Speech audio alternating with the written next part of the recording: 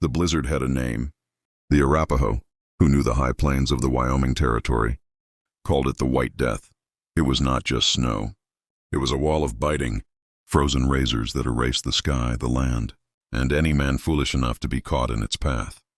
And for Eliza Dunn, cast out freezing, and walking into the heart of it, the White Death was a promise.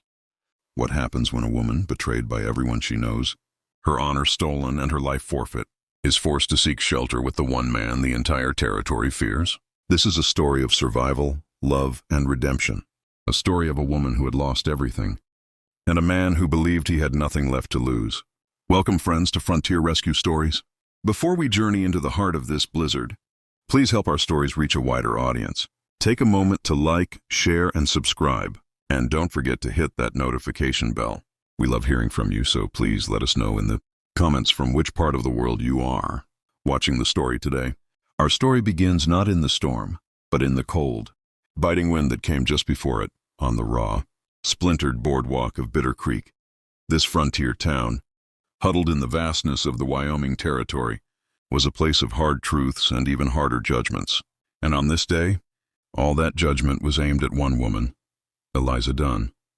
Eliza was a widow, which was common enough, but her husband, Frank, had been the younger brother of the most powerful man in town, Marshal Harding. And Marshal Harding was a man who collected debts one way or another. Eliza stood outside the marshal's office, a small worn valise at her feet.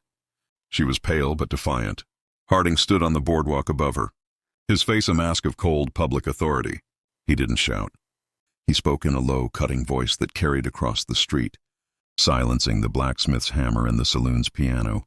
"Eliza Dunn," he said, his voice grating, "you are a thief, and you are a disgrace to your husband's memory." The townsfolk watched. They were silent, their faces turned away, unwilling to meet her eyes. Harding was more than the law. He held the notes on their ranches, their businesses, and their futures. Eliza's crime was simple. Harding accused her of stealing a family locket, an heirloom. But Eliza knew the truth. The locket was her husband's last gift, given to her on his deathbed. It's all I have left of him," she'd whispered, clutching it. Harding's eyes were like chips of ice. "The locket," he said, "and your husband's half of the ranch. You sign over the deed and we will forget your transgression." Eliza finally looked up, her blue eyes hollowed by grief, and now sparked with a fire he had not expected. "No." The word was quiet, but it was absolute. Harding's face darkened. This was not the response he had anticipated. He had expected tears, begging, and surrender. He pointed one finger, not at her, but at the edge of town, where the prairie met the darkening iron-gray sky. "Then walk," he commanded. "This town has no room for a thief." He picked up her valise and threw it into the street, a few pathetic belongings scattered in the dust. No one moved to help her. Not one person. Eliza, her dignity the only thing she had left, bent down. She ignored the scattered clothes, retrieving only the small tin locket from the dirt. She clutched it beneath her worn coat. It was all she had left. She turned and walked into the rising storm. Eliza took her first steps out of Bitter Creek just as the storm broke. The wind was no longer a promise. It was a physical blow. The snow was no longer a flurry. It was a wall of white, a blinding, suffocating curtain that instantly erased the town behind her. She had no destination, no plan. She was guided only by the marshal's final, cruel command: walk. She pulled her thin coat tighter, the threadbare wool offering almost no protection against the howling gale. The cold was a living thing, a predator that clawed at her skin, numbed her fingers, and stole the breath from her lungs. Within 10 minutes, she was utterly lost. The road was gone. The world was a churning white void. Her defiance, which had burned so brightly in front of Harding, now flickered and died, replaced by a raw, primal terror.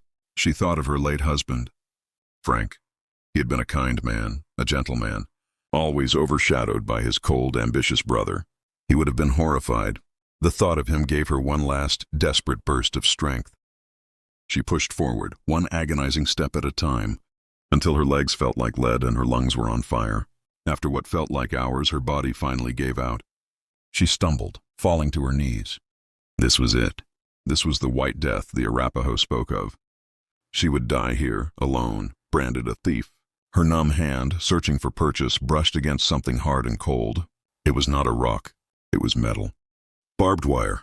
She pulled herself up, her frozen fingers tracing the line. A fence. She knew this fence. Everyone in Bitter Creek knew this fence. It marked the edge of the Thorne Ranch, the property of Silas Thorne. A cold new dread, even more powerful than the storm, filled her. The townsfolk had a name for him. They called him the Butcher of Bitter Creek. Legend said he was a disfigured outlaw hiding from a bounty. Others whispered he was a man who had lost his mind, a recluse who hadn't set foot in town for 3 years. All anyone knew for certain was that he was a very large man, and those few who had trespassed on his land were never seen again. Eliza stared at the wire. On one side was the public road and certain death from the cold. On the other was the lair of a monster. She made her choice. She pulled her thin body under the wire. She was no longer in the Wyoming Territory. She was in his world now. She took 3 steps, and the world went black. The inside of Silas Thorne's cabin was as dark and silent as a tomb. The storm was a muted howl, a distant, angry world that could not touch the heavy, still air within. Silas sat by a low fire, the flames reflecting in his eyes, but they cast no warmth on his face. The stories the town told were only half right. He was a recluse. He was large, and he was disfigured. A web of thick, ropey scars covered the entire left side of his face and neck, pulling his eye into a permanent, unsettling stare. He was staring at a small object on his mantelpiece, a delicately carved wooden songbird. It was the last thing his wife had touched. He hadn't seen another human in 3 years. He intended to keep it that way. The storm annoyed him. It meant he had to check on his cattle. He rose, his huge frame seeming to suck the light from the room, and moved to the window, wiping the frost from the glass. That's when he saw it. A dark shape, a pile of rags crumpled by his fence line. His first reaction was not compassion. It was a deep, burning anger. A trespasser. Another fool from the town that had whispered about him, pointed at him, and finally driven him into this isolation. He pulled on his heavy coat, his jaw set. He intended to scare them off, to throw them back onto the road where they belonged. He plunged into the storm, the wind and snow hitting him like a physical blow. But he was a mountain. He did not feel it. He reached the fence line and stopped. It wasn't a they, it was a her. A woman from town, her face blue with cold, her breath a shallow, fading mist. He recognized her. Eliza Dunn, Frank Harding's widow. He saw the locket clutched in her frozen hand. He could leave her. Let the storm take her. It would be easy. It would be quiet. He stared at her for a long, silent moment. He had retreated from the world to escape the very darkness, the very judgment that had just arrived at his door. But he couldn't. He couldn't. With a sound that was half groan, half cursed, he bent down. His powerful arms slid under her, lifting her as if she weighed nothing. She was so light. The Butcher of Bitter Creek turned his back to the storm and carried the half-dead woman toward his cabin. He had just saved her life and ruined his own. Eliza woke up with a gasp. The first sensation was warmth, a deep, penetrating warmth she had thought she'd never feel again. The second was confusion. She was in a rough-hewn bed under a heavy pile of buffalo hides. A fire crackled in a large stone hearth. And the third sensation was fear. A large, shadowy figure sat in a chair across the room, watching her. He did not move. He just watched. She scrambled back, pulling the hides up, her heart hammering against her ribs. Where am I? The man leaned forward slightly, and the firelight caught the scarred side of his face. Eliza screamed. It was him. The butcher. Silas Thorne said one word, his voice a low, rough gravel, as if he hadn't used it in years. Storm. He pointed a thick finger toward the small frost-covered window. You're safe from that. And so began the longest 3 days of Eliza's life. The blizzard did not let up. It howled and screamed, trapping them together in the small one-room cabin. They were 2 ghosts, circling each other in an enforced silence. Silas was not a monster. He was quiet. He would leave a bowl of hot broth on the hearth for her, then pull on his heavy coat and disappear into the white void for hours, tending to his animals in the barn. He never spoke. He never looked directly at her. On the second day, Eliza's strength began to return. While Silas was out, she saw his coat, draped over a peg. It was torn near the shoulder. Her hand, still stiff, found a small sewing kit in her valise, the one possession he had rescued with her. With shaking fingers, she mended the tear. It was a small, clumsy repair, but it was something. When he returned, he saw the mended coat. He stopped. He looked at it, then at her. He said nothing. But the next morning when Eliza woke, a second, warmer wool blanket was neatly folded on her bed. She began to see the man, not the legend. She saw the deep, abiding sadness in his one good eye. She saw the way he gently handled the carved wooden bird on the mantel. This was not the butcher. This was a man hollowed out by grief. On the fourth morning, the wind finally stopped. The silence in the cabin was suddenly absolute. And heavier. There was nothing left to hide behind. Eliza looked at the scarred man who was staring into the cold fireplace. "Who are you?" she whispered. Eliza's question hung in the heavy silence. "Who are you?" Silas turned his back to her, his massive shoulders tense. He was tempted to tell her to leave. The storm was over. His duty was done. He wanted his silence back. But Eliza, who had found her footing in this quiet, strange sanctuary, pressed on.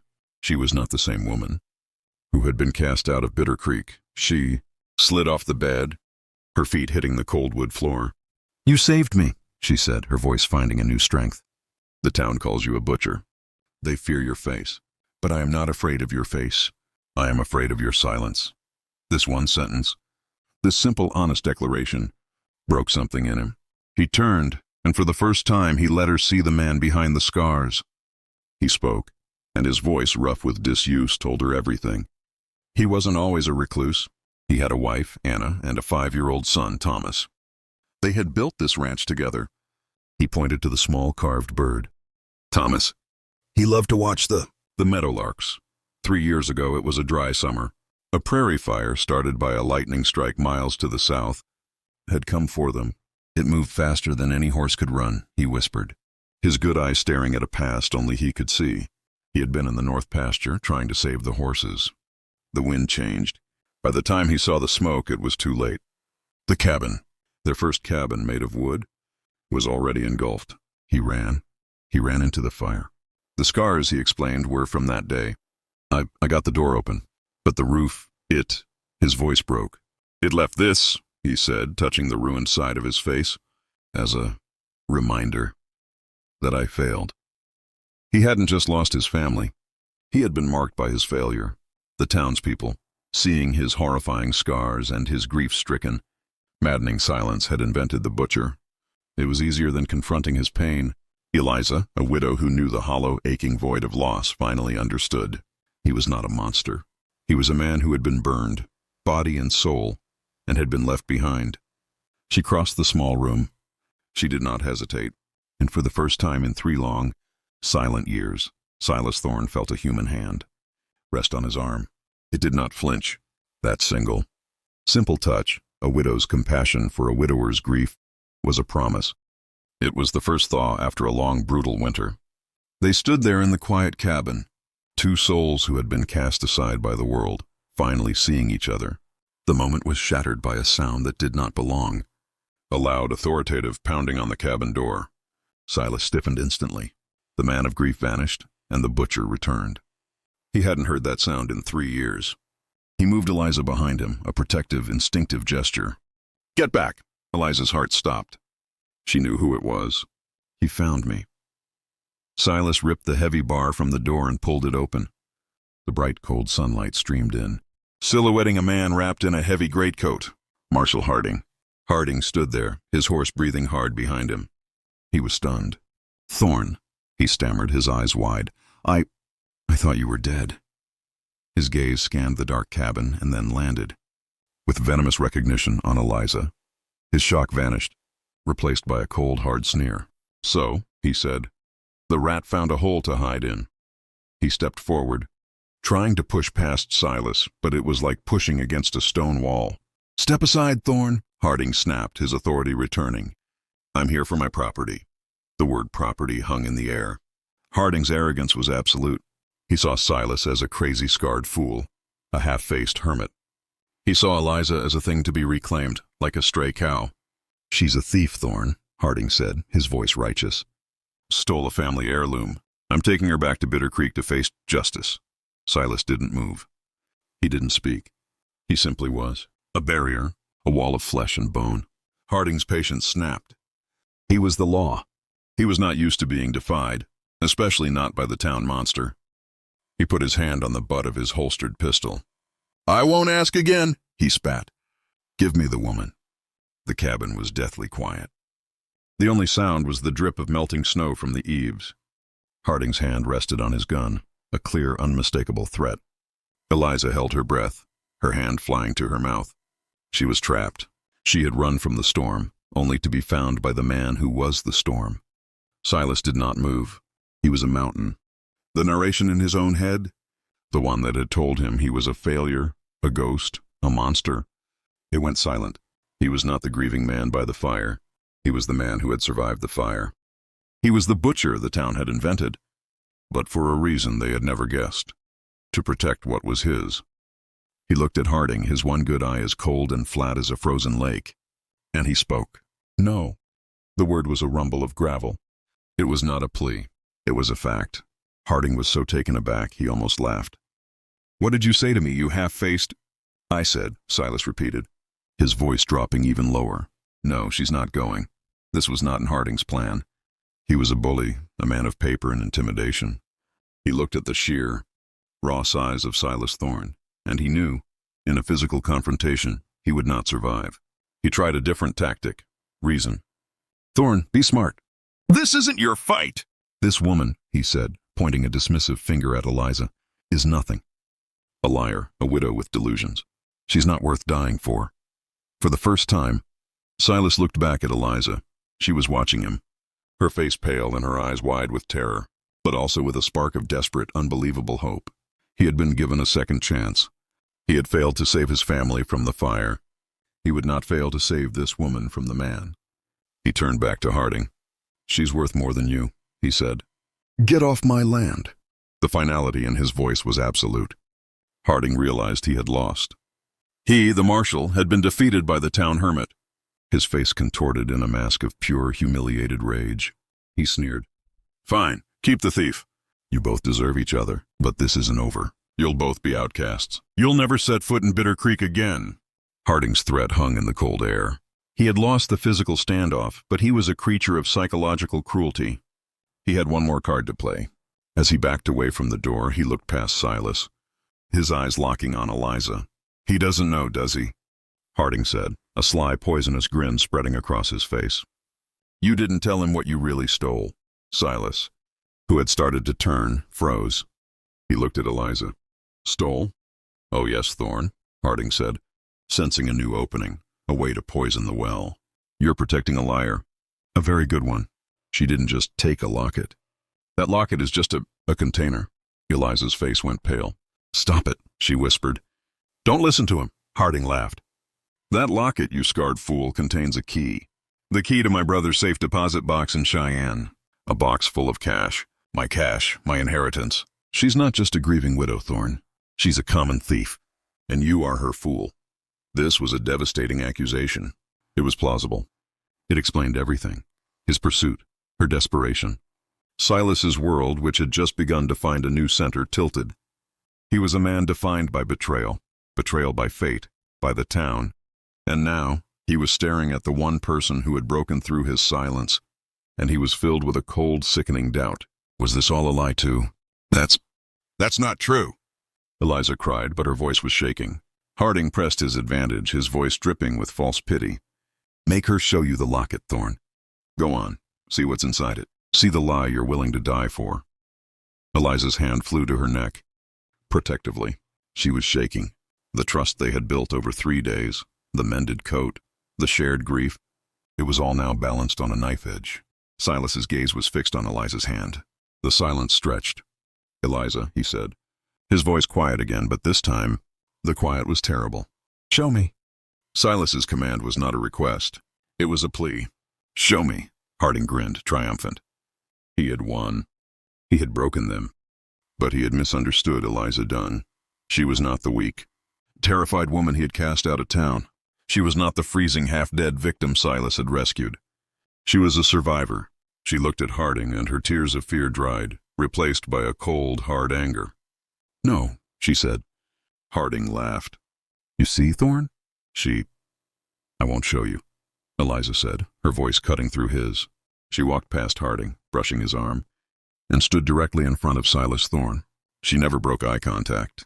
Her hands, though trembling, were steady as she fumbled with the clasp at her neck. "You saved my life, Silas," she said, her voice low and intense.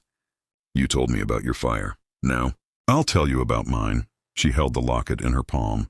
It was old, tin, and worthless. "My husband, Frank.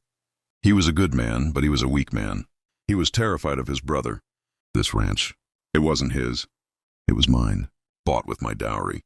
Harding held a false debt over my husband's head for years. He wanted my land." She looked at Harding. "He wanted everything." With a flick of her thumbnail, she opened the locket. Silas bent his head. Harding, curious, stepped forward. Inside there was no key. There was just a tiny folded-up piece of paper. Eliza carefully, reverently, handed it to Silas. His thick, calloused fingers, surprisingly gentle, unfolded it. Harding stopped laughing. His face went pale. "It was a receipt," the narrator says. "A bank receipt from Cheyenne, dated 2 years prior. It showed, in clear black and white, that Eliza's husband, Frank, had paid his debt to Harding. In full. The ranch was hers. The accusation was a lie. Harding had tried to steal her land by ruining her name." Silas read the paper. He looked at the black and white proof. He looked at Eliza's tear-streaked, honest face. And then he looked at Marshal Harding. He didn't raise his voice. He simply held up the small piece of paper. "Get off my land!" He paused and added the final crushing word. "Marshal." Harding was a ruined man, and he knew it. He had been exposed. Not just as a bully, but as a fraud, in front of the one person he thought he was better than. His humiliation was absolute. He stared at the receipt in Silas's hand, his face a mask of such pure, unadulterated rage that Eliza took a step back. He said nothing. He simply turned, his boots grinding in the snow, ripped his horse's reins free, and mounted. He rode away, not back toward town, but toward the south, disappearing into the pines. Inside the cabin, the tension that had been stretched to a breaking point snapped. Eliza collapsed into the chair, weeping with a relief so profound it was painful. Silas stood by the door, watching the spot where Harding had vanished. Awkwardly, he reached out and placed a heavy hand on her shoulder. It was the first time he had initiated a gentle touch. They were safe. That evening, they shared a meal. They talked, really talked. Eliza spoke of her childhood back east. Silas, in his quiet way, talked about the cattle. A new beginning, a fragile shoot of hope, was pushing up through the ashes of their pasts. They were interrupted by a new smell, a smell that made Silas Thorne's blood run cold. Smoke. But it wasn't the wood smoke of the hearth. It was the acrid, terrifying smell of fire. Silas moved to the window. His face, the scarred side, went pale. "No," he whispered. "No, not again." Harding had returned. The coward had circled back. And he had done the one thing he knew would destroy Silas Thorne completely. He had set the barn on fire. Silas froze. He was not in the cabin. He was not in the snow. He was back. 3 years ago, hearing the screams, smelling the smoke. He was paralyzed, trapped in the memory of his own failure. The barn, it wasn't just wood.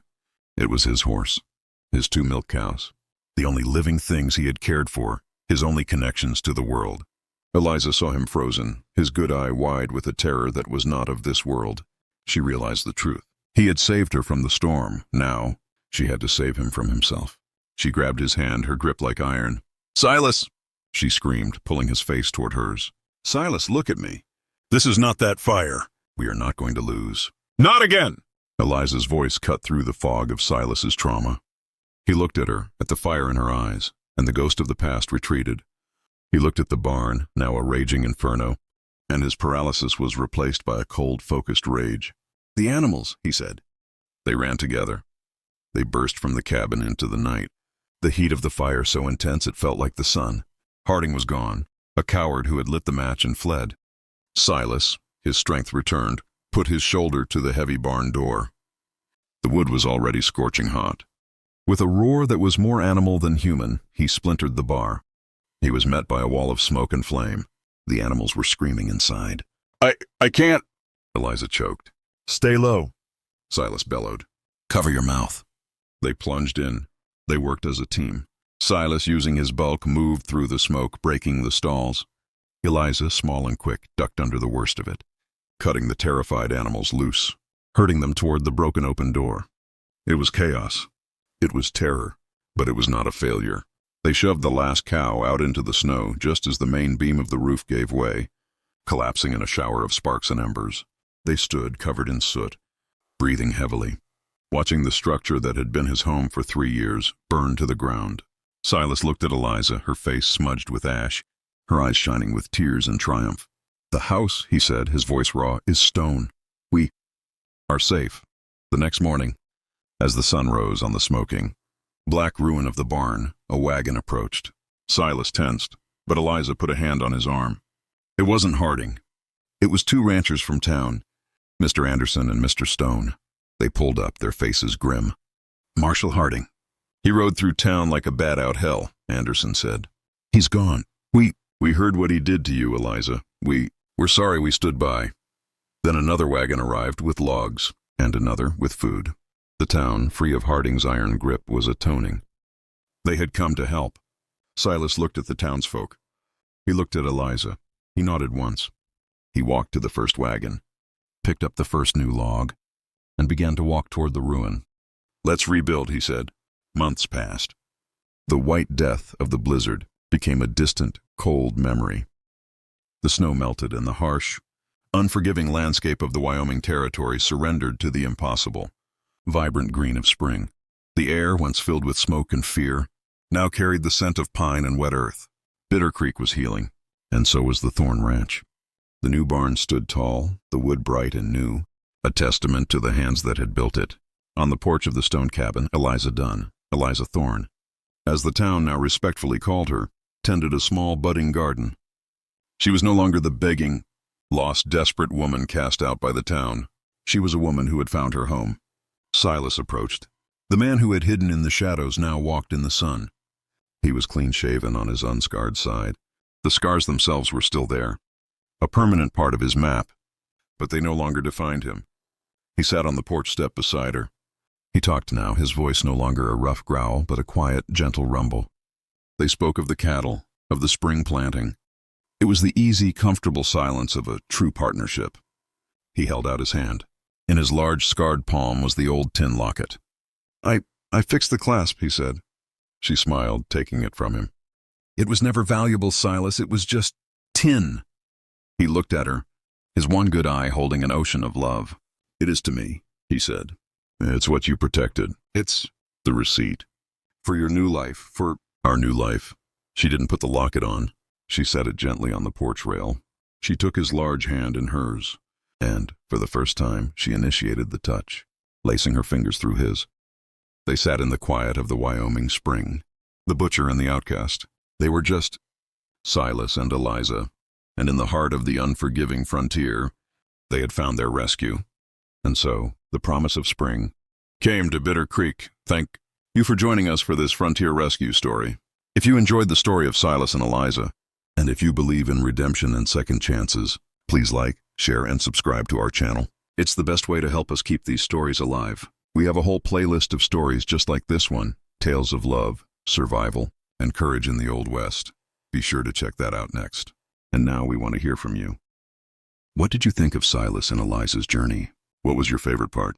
Do you have suggestions for a future story? Let us know in the comments below. We read everyone. From all of us here at Frontier Rescue Stories, we send you our good wishes. Until the next tale, take care.